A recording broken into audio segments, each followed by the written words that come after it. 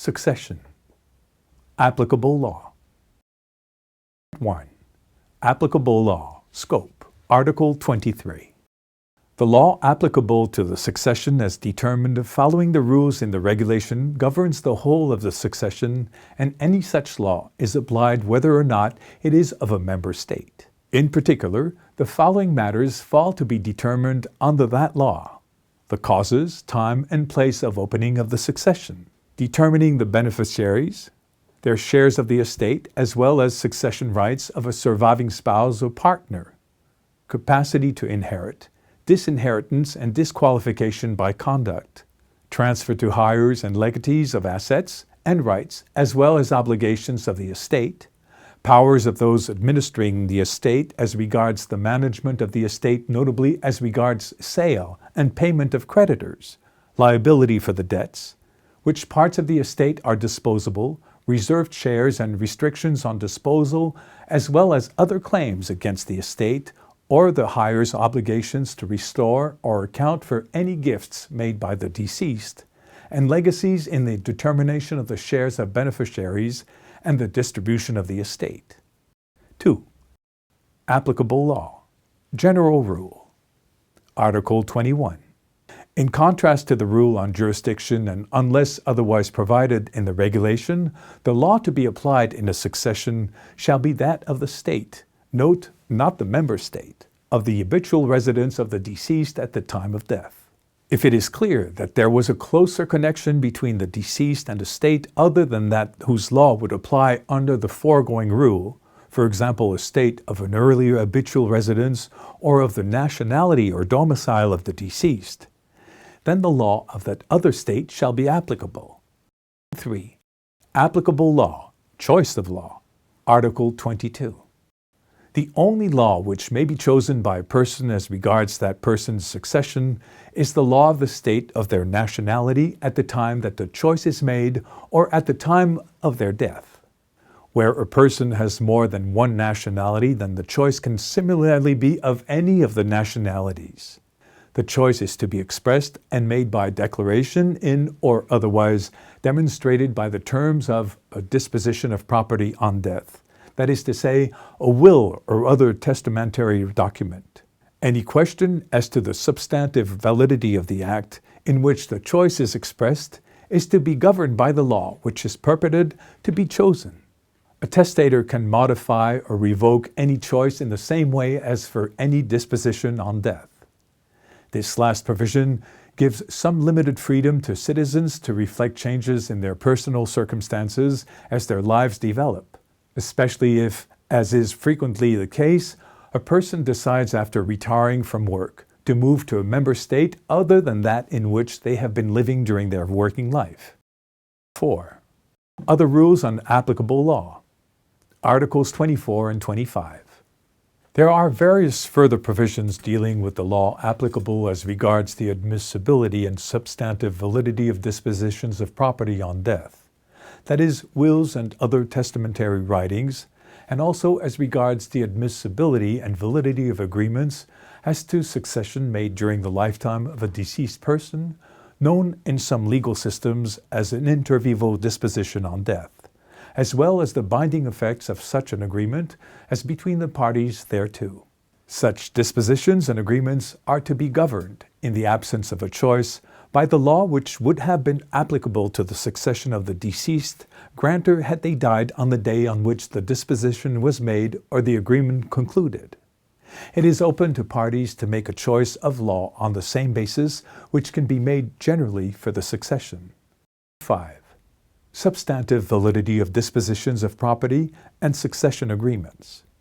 The issues which are regulated as regards substantive validity comprise capacity of the testator to make the disposition, bars to disposition in favor of or of receiving property from a certain person or persons by way of such disposition, admissibility of representation for the purposes of making the disposition, interpretation of the disposition, factors affecting the consent or intention of the person making the disposition, such as fraud, duress, and mistake.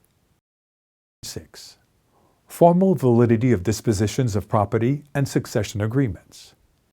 A disposition of property on death or succession agreement, as well as a modification or revocation of such a disposition or agreement, is valid as regards form when it complies with the requirements of one of the following laws, namely the law of the state.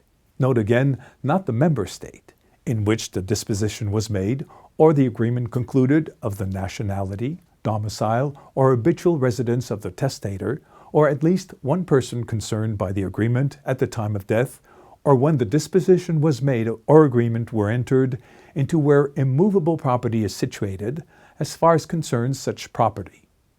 With regard to the domicile of the testator or any person concerned in an agreement, whether or not such person is domiciled in a particular state is determined under the law of that state. 7.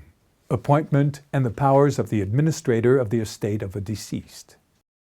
There are special rules as regards the situation where it is mandatory under its own law for the court with jurisdiction in the succession under the regulation to appoint an administrator to the deceased's estate, but a foreign law is applicable as regards the succession.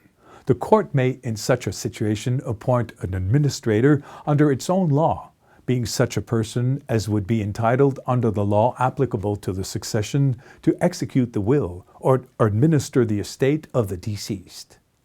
If under the law applicable to the succession, the administrator would be a beneficiary, or if there are conflicts of interest between the beneficiaries or with creditors of the estate, or the beneficiaries disagree about the administration of the estate, or due to the nature of the assets, the estate is complex to administer, the court may appoint, if so required under its own law, a neutral administrator to the estate. The powers of that administrator are to be those available under the law applicable to the succession exercised in accordance with special conditions as specified by the court. However, the administrator will have to carry out the functions and powers conferred in accordance with the law and procedures under the law applicable to the succession. 8. Other rules on applicable law, Articles 30 to 33. There are rules specifically about the applicability of certain specific rules to the succession in relation to certain types of immovable property and other assets as well as enterprises. Where the law of the state in which these are situated has special rules imposing restrictions regarding the succession to those assets and property, then these rules will apply irrespective of which law applies in the succession. This is intended to have the effect of protecting the succession to family and other businesses which receive special treatment under the law of certain states. There are special rules when a person invokes a right in rem, which he is entitled under the law applicable to the succession, and the law of the member state in which the right is invoked does not know the right in rem in question. In that case, that right is to be adapted to the closest equivalent right in rem under the law of that state.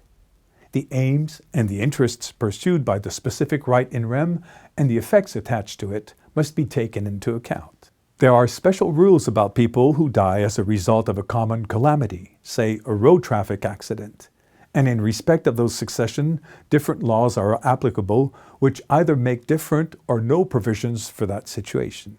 In such a tragic situation, where it cannot be established which of those involved predeceased the other or others, it is provided that none shall have any right to the succession of any of the others.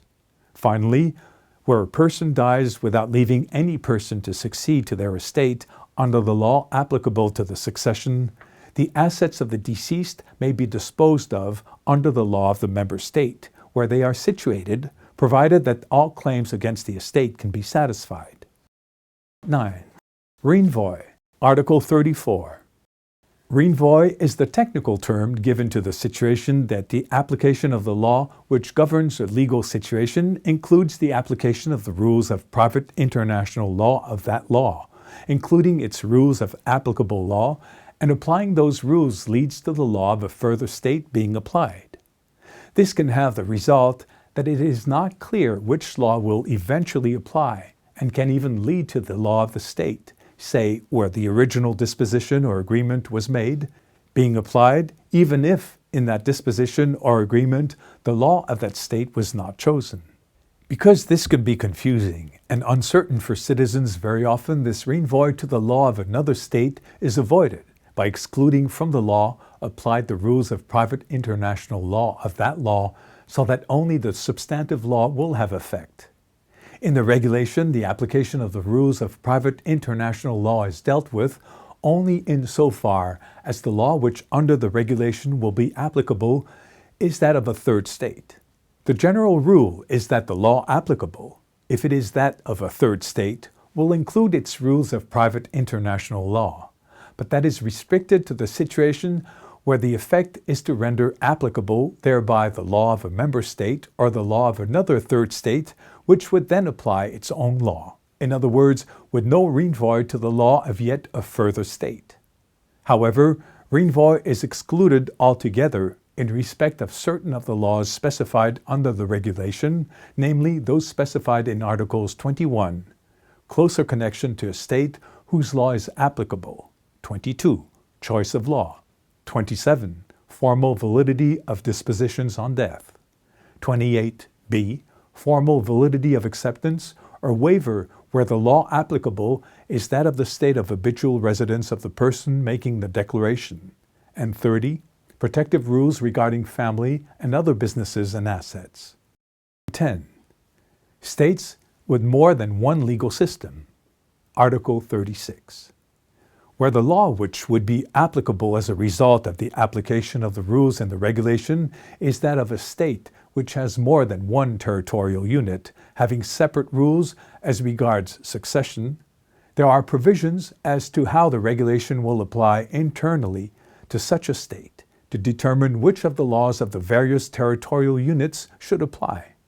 In the first place, where the state has internal rules as regards applicable law, then these will apply. If there are none, then, the regulation specifies that references to the habitual residence of the deceased in a state shall be construed as referring to habitual residence within a territorial unit of the state. Where there is a reference to the law of the state of the nationality of the deceased, that is construed as a reference to the territorial unit within the state with which the deceased had the closest connection. And where other connecting factors are referred to, these shall be construed as being factors connecting the relevant aspect of the succession to the territorial unit with which the particular connection is established. These rules apply generally to determine the law applicable in states with various legal systems, except in relation to the formal validity of wills as set out in Article 27. For that purpose, if there are no internal rules in the state concerned applying the law of a particular territorial unit, the reference is to be construed as being to the law of that unit in the state, with which the testator or anyone bound by a succession agreement had the closest connection. This would mean, for example, that where a person made a will in one part of such a state but had assets in another part, it will be necessary to consider which is the closer connection as between these two having regard to this rule and the rules in Article 27.